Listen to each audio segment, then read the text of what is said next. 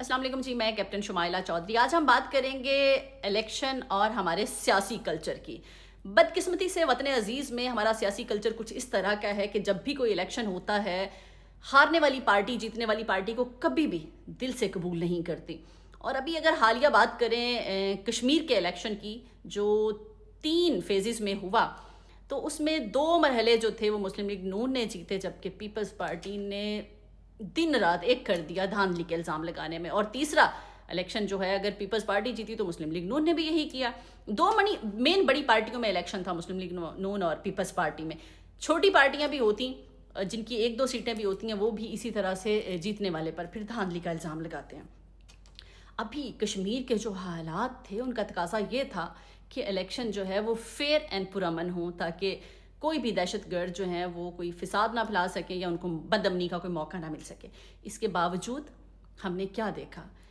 اگر ہم بات کریں کشمیر کی تو پیپلز پارٹی کی حکومت ہے وہاں پر، بلوچستان کی بات کریں تو پیپلز پارٹی کی حکومت ہے، سندھ کی بات کریں تو پیپلز پارٹی کی حکومت ہے، پنجاب کی بات کریں اور فیڈرل کی تو وہاں مسلم لیگ نون کی حکومت ہے، اور فیڈرل میں بھی اتحادی حکومت ہے۔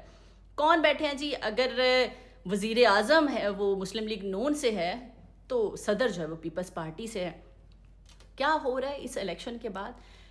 جذبات میں آ کر پریس کانفرنسز کی جا رہی ہیں، میڈیا کے سامنے آ کر یہ کہا جا رہا ہے مختلف وزراء کی طرف سے، وہ پیپلز پارٹی کی بھی پریس کانفرنسز ہو رہی ہیں، مسلم لیگ نون کی بھی پریس کانفرنسز ہو رہی ہیں، کہہ رہے ہیں جی آپ کی حکومت تو ہے ہی دھاندلی زدہ۔ کس کی حکومت دھاندلی زدہ ہے؟ مسلم لیگ نون کی۔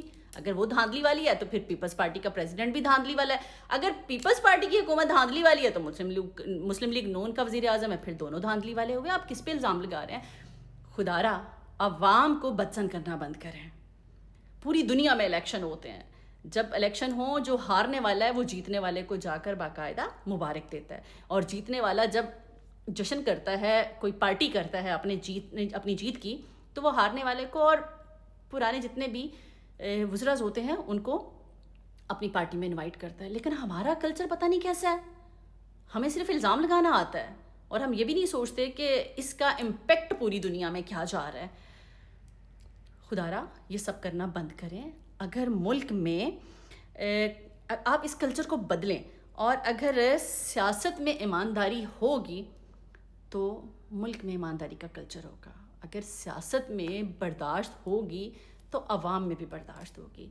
اگر آپ لوگوں کے پارٹیوں کے دلوں سے نفرتیں نکلیں گی تو عوام کے دلوں سے بھی نفرتیں نکلیں گی، اور یہ جو پارٹیوں میں بٹے ہوئے لوگ ہوتے ہیں نا، وہ کبھی بھی ملک کی ترقی کے لیے کچھ نہیں کر سکتے۔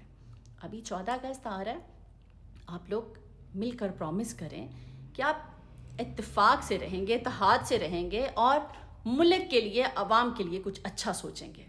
پاکستان ہمیشہ زندہ باد۔